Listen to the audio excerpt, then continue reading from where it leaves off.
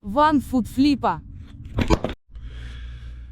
Hey everybody, Paige here, the 1-foot flipper. It's I think it's Wednesday morning. It's a pretty good day so far. I'm not gonna have a whole lot of sales to show in this video since I've been doing daily videos and I'm filming this one in the morning, so it's really just the stuff from overnight, but I do have a decent topic to talk about. But before I get into that, let's go over a little bit of things happening in my life. Seems like my wife is finally coming around to not rushing out to try to buy a bigger house and just learning to love the house and life that we have now instead of just waiting for a different one that could be many years away. And this is going to be a game changer for my entire life for various reasons. Now I can just make things better here. And the other thing is, daughter's almost 11. Once she's a teenager, and especially once she moves out, we won't have the need for as much space as we do now. Right now, she's still got toys, so her smallish room is a bit of a problem, but give her a few years when she doesn't, and everything's about being out of the house as little as possible, or otherwise spending all the time on the phone and the computer, the room size isn't going to be as important at all. And my wife also wants me to fix both my project vehicles, my truck, which I'll throw a picture of it up here, and my Mercedes, which has been sitting because the brakes went out on it a month or two before I went to the hospital, so it got pushed into the driveway, and it's been slowly moldering there ever since.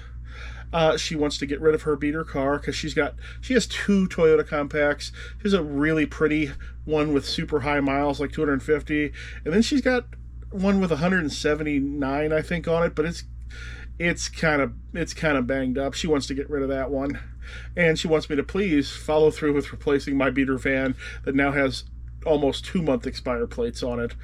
Every weekend I just don't manage to purchase another van. It's silly. Okay, I'd like to shout out to J-Ride Flips, who I just found out about, but apparently he is my younger, much more attractive doppelganger on YouTube. He has a similar focus to me on educational content. He has about the same amount of subscribers, and he's been on YouTube for about the same amount of time. I found out about him when somebody mentioned that he mentioned me. Before then, I had never seen him pop up as a suggestion or anything else. I think there's possibly several little patches of reseller spaces on YouTube that all point to each other, that point to the people within their own patch, but they don't tend to point towards the other patches. I'm not sure, but either way, shout out to him. I caught a little bit of one of his lives last night.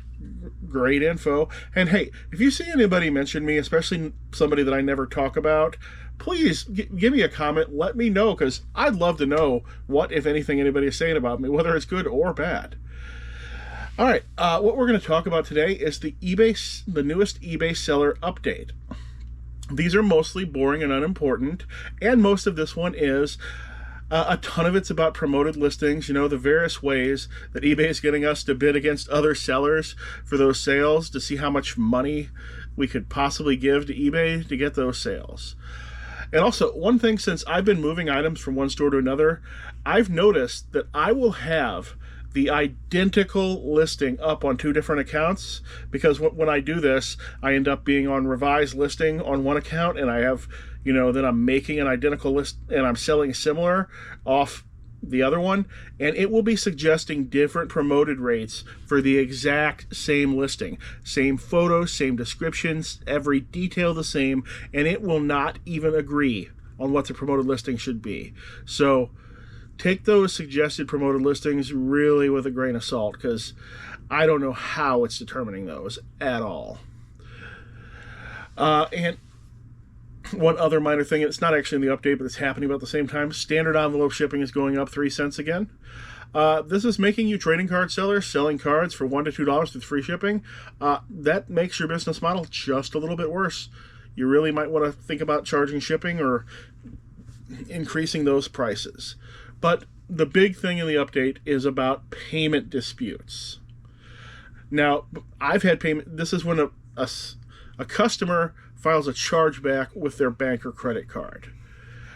I've had those before. I've made the mistake of fighting them before. You see, before, to fight a payment dispute, all you were allowed to do is your fight consisted of one photo. that you could send. That's it. No text. I mean, what does one photo say for a payment dispute? It doesn't say anything, really. Oh, here's a picture of the item. I guess I made the mistake of fighting a payment dispute once, and all I got for my troubles was a $20 fee in addition to losing the item. And the one photo thing was absolutely ridiculous. But they're changing it, and now you have the ability to add details and actually explain why you're challenging the payment dispute. You can provide text up to 1,000 characters, which that right alone can go a long way towards explaining what's going on. I think you could explain most situations like that in 1,000 characters. Those 1,000 characters are going to say a lot more than a photo of the item out of your listing. Let's do a few sales. I sold 4 death pile monsters to 3 customers. See these guys right here? He guards that death pile, that ever-growing death pile underneath your bed. Wendy bought 2, and everybody who bought one, I'm going to put a link to their store down below in the description, so be sure and check these stores out. Wendy bought 2 of them. She said, "Thank you for the entertaining videos and helpful tips." Wendy, thank you for watching. Wesley said, "Thanks for the charm. Maybe this will help me go full-time on eBay. Maybe you could check out my eBay and give me your honest opinion on what I need to improve." Signed, Vintage Wesley. Thanks again. Love your content. Yeah, Wesley, I could do that. I'm probably going to have to save these requests up, and I'll do an entire video where I'll look at probably 4 or 5 stores, but I will put you on that list. And Aaron bought one, and he left no note, but I will go ahead and put a description to his store down below. Okay, now if you're going to fight a dispute, in addition to 1,000 characters of information, you can now upload 5 separate files, like tracking details, shipping labels, messages, photos. Before, you were only allowed to upload one thing, that one photo. Now you have 5 things, which I believe can be different. I don't even think they're required to be photos. I believe they're able to be different file types. They do have a maximum combined document size of, I believe, 1.75 megabytes, but that's not too hard. Text doesn't take any space really at all, and you can always lower the quality on those JPEGs or crop them down to get them smaller. I sold a couple of first post on bulletin board, first day of issue stamp things. Apparently, these were notices they used to put on the bulletin boards at the post office back in the 60s to let people know about the new stamp that was coming out. And then there would be companies who would somehow acquire these things. They'd put the stamp on it, and they'd get it postmarked from the most relevant post office related to it, like Mary Cassatt's here. I believe this is probably postmarked in her hometown or birthplace. I've seen the NASA ones postmarked Houston. Frank Lloyd Wright ones here. I'm postmarked in New York, probably where he lived, Buffalo, or where he probably lived, or where one of his famous homes is. Sold 2 of these for $7.28. I have a lot of these in my trading cards store still. They're super slow sellers, so I don't suggest picking them up. A friend gave me a big stack of them. I only put in about 20 of the stack. Okay. And I think I've only sold 3 so far. I've still got some more. If they start selling, then I'll probably put some more in eventually. I sold this Alanis Morissette, the collection. This is a promo CD. It's got a promo stamp on it for promotional use only. And it's got a sticker on it from the radio station that wasn't supposed to give it away. 101 The River, or maybe they were allowed to give it away. I'm not sure how that works, but they weren't supposed to sell it at least, but I'm selling it 20 years later. I sold this Bachmann Train Black Gondola. This is interesting because it's not painted.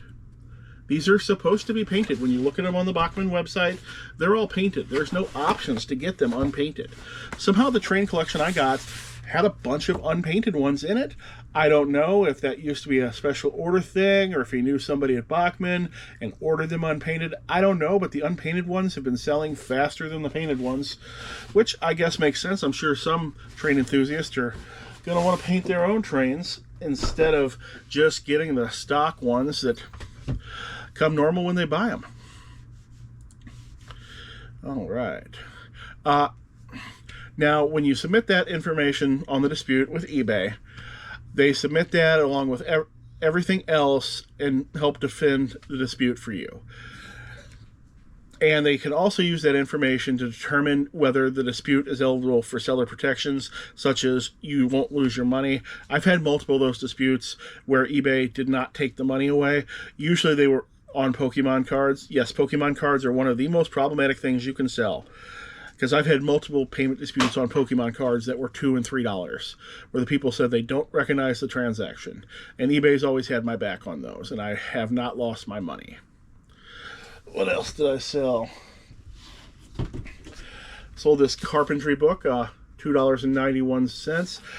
I got this in a stack of books that was free. Otherwise, I'm not really looking for stuff like this, but there was a stack of books, all specialty, and the garage sale seller said I could just have all of them. You got to watch out for heavy books like this, though. This book weighs almost 5 pounds, so you got to make sure you actually are accounting for that in your media mail shipping, which I do. I have a media mail heavy category, so if something weighs more than, really, if it goes over 2 pounds, I hit my media mail heavy shipping choice instead, so it can actually calculate the shipping cost instead of just charging my media mail flat rate. So that way you don't end up losing money on a book like that if you mark it down too much. To toss this up on the screen, I sold a Monopoly replacement set of hotels and houses, but only 31 houses. But the hotels are black. And I probably could have got more money in this, but I noticed that I mistitled it. I said it had 4 black hotels when it really had 12. I think I got these out of the Goodwill bins, out of an incomplete specialty Monopoly set. Normally the hotels aren't black, and that's the only reason I picked these up. Sold for $2.91. Remember, if you're at the Goodwill bins and you see a board game and it's not all there, but it has good replacement pieces, don't buy the whole game. Just pull the good replacement pieces and put them into your bag or your cart and leave the rest of the game there, because the rest of that game is going to end up in the dumpster one way or another. 98% of the people at the bins are resellers, and they're not buying incomplete games or games that aren't worth selling at all. Oh, there, I said it, at all. Somebody mentioned that I say at all a lot in the comments. I sold this SPI war game, A Bridge Too Far, 100% complete, $59.99. See, some of these bookshelf games can be really good, especially the SPI name tends to be better than the Avalon Hill name does. I don't think they were as widely distributed. And this, I believe, is probably a viewer sale, because I think everybody who's bought these is a viewer sale. Michael Jackson's Laser Blazer. Ee-hee! Shimona! This was my last one. The person accepted an offer on it about a week ago, asked if they could wait till payday to pay for it. I said, absolutely. That doesn't bother me at all. I have thousands of items.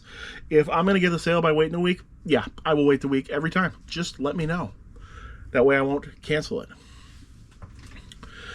All right, and apparently eBay says providing this additional information is going to help you with eBay seller protections, and they're going to consider all documentation that you upload to see whether or not they're going to actually charge you for that dispute. All right, finally, viewer Chad, he's contacted me today. He's interested in trading some of his board game collection towards my recently discovered boxes of Magic cards. Yeah, I thought I'd gotten rid of all my Magic cards, and then I found another 30,000 of them, probably 5,000 of them that are shiny. And Chad loves to Chad loves to get those off me, look through all of them, pull out all the good ones, and then dump them to the shop or whoever's buying bulk. I used to love to do that too, but I no longer maintain a big card collection. Personally, I just have my own little bits that I keep. So hopefully we'll get to go over there and get a good look at his collection, maybe make a video. And if you live within an hour of St. Charles, Missouri, and you've got a good collection you want to sell me, maybe you want to be in a video, I'll go further for really huge collections if it's thousands of dollars. Let me know. Maybe we can work something out. All right, I think that's all I've got for today. Thank you for watching. Hey, those guys, that when you're driving along, you see that guy walking along with no shirt on, you wonder where he's going? He's not coming to my channel because he's never in the comments. So if you see that guy, tell them about my channel. Out.